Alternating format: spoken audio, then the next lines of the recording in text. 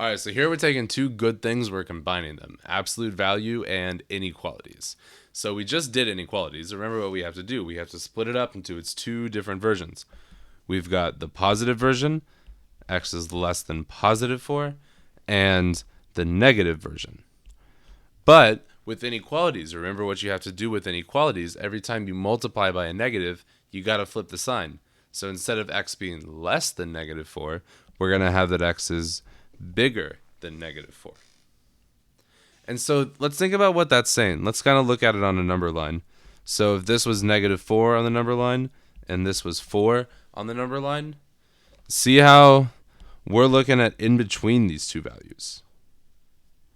And think about how that makes sense. Because if all these numbers here, like negative 3 and negative 1 and like 2 and stuff, if you take the absolute value of those, they're all going to be less than 4, right?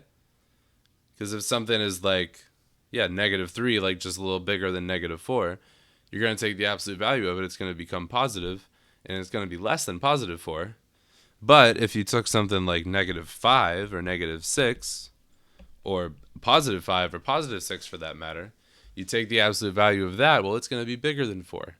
So that's going to be no good. So see how like you can always think about it and you can lay it out just like we did here with our two separate inequalities.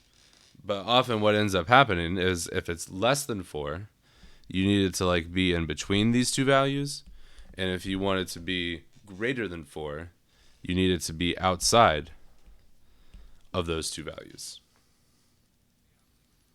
So the last thing is just how can we write our answer? So we just graphed it on a number line there. That's pretty nice. We'd want open dots technically, since it's just less than 4, not equal to 4. And then interval notation, I always think, is the premier way to write your answers to inequalities. But another great way is as an inequality itself.